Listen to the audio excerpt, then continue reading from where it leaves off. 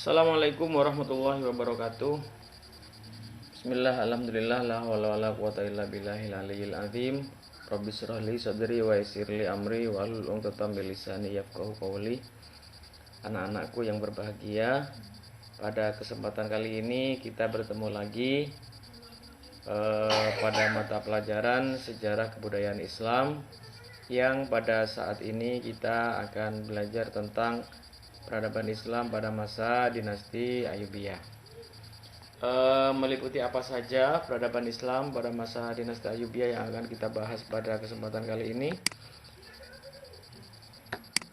Yang pertama adalah bidang pendidikan, kemudian yang kedua adalah bidang ekonomi dan perdagangan, yang ketiga adalah bidang militer dan sistem pertahanan, yang keempat adalah bidang pertanian. Untuk memperjelas materi-materi ini, marilah kita ikuti slide yang akan ditampilkan setelah ini. Anak-anakku yang berbahagia, pada kali ini kita akan membahas satu persatu peradaban Islam pada masa dinasti Ayyubiyah. Yang pertama adalah di bidang pendidikan, bahwa pada masa itu dinasti Ayyubiyah ini menjadikan kota Damaskus sebagai pusat pendidikan, dan itu terjadi hingga hari ini. Kemudian yang kedua, para khalifah dinasti Ayyubiyah ini mendirikan madrasah yang difokuskan untuk mengembangkan ilmu hadis. Jadi madrasah ini khusus memfokuskan diri mendalami ilmu hadis. Madrasah-madrasah yang dikembangkan pada masa dinasti Ayyubiyah ini mengikuti model madrasah nizamiyah yang ada di kota Baghdad, Irak. Kemudian yang keempat, dinasti Ayyubiyah membangun pusat-pusat pendidikan di berbagai kota yang ada di bawah kekuasaan dinasti Ayyubiyah. Yang pertama adalah berada di kota Aleppo, kemudian di Emesa, kota Hama, dan kota Ba'laba. Dari semua lembaga-lembaga pendidikan itu semuanya mengikuti madhab Imam Syafi'i. Selain itu, pada masa dinasti Ayyubiyah sangat berkembang pesat seni kaligrafi khot Arab gaya Kufi dan kaligrafi gaya Naskhi. Kemudian yang ketujuh, pada masa dinasti Ayyubiyah masjid tidak hanya berfungsi sebagai tempat beribadah saja, tapi masjid juga difungsikan sebagai tempat menyelenggarakan pendidikan, atau disebut juga sekolah masjid. Dan juga selain kedua fungsi itu, dinasti Ayyubiyah juga menjadikan masjid sebagai museum. Museum ini adalah tempat dimakamkannya tokoh atau para ulama atau orang-orang yang berjasa dalam mendirikan masjid dan madrasah yang ada di kota itu. Kemudian pada masa Khalifah Salahuddin Al-Ayyubi, beliau juga mendirikan madrasah di pusat kota Kairo, yang madrasah ini diberi nama sesuai dengan namanya sendiri, yaitu Madrasah Salahiyah. Kemudian yang kesembilan, Khalifah dinasti Ayyubiyah juga membangun 2 rumah sakit di Kairo yang dirancang mengikuti model rumah sakit Nuriyah yang ada di Damaskus, Suriah. Yaitu selain berfungsi sebagai tempat pengobatan bagi orang sakit, rumah sakit ini juga berfungsi sebagai tempat pendidikan bagi calon-calon dokter atau sekolah kedokteran.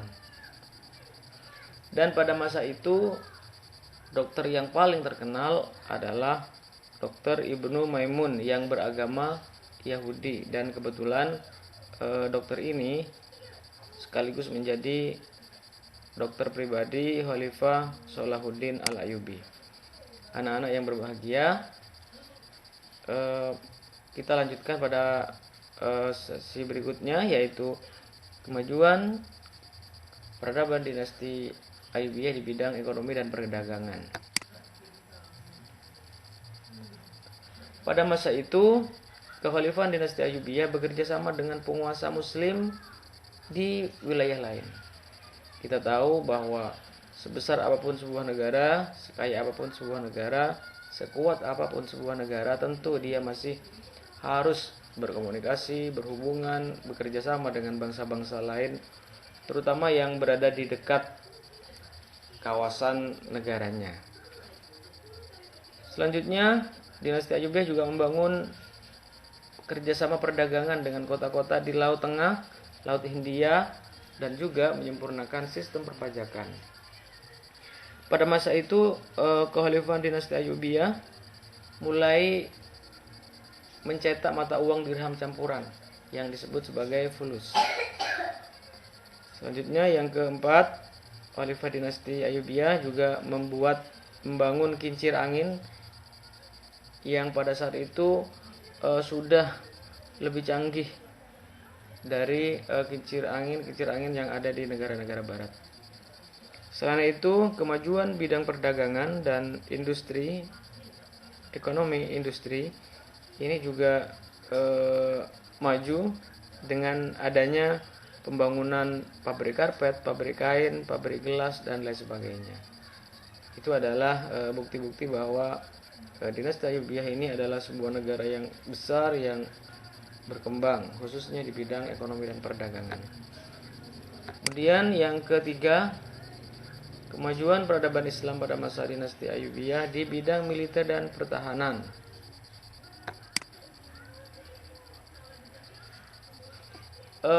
Dinasti Ayyubiyah ini adalah sebuah kekhalifahan Islam yang memiliki kekuatan militer yang sangat kuat dan tangguh.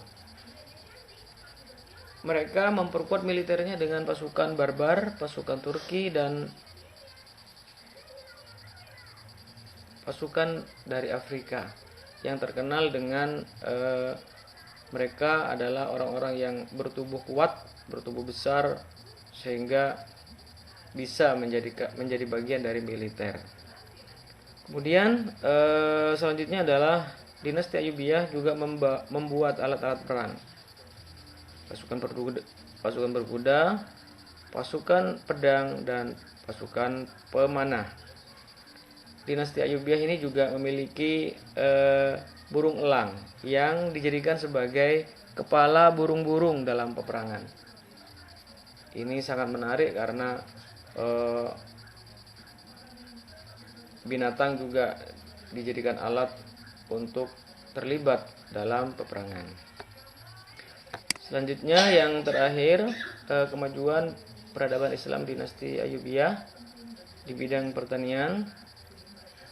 Mereka membangun sistem irigasi, membangun waduk dan bendungan, serta terusan untuk mengairi kebun dan pertanian.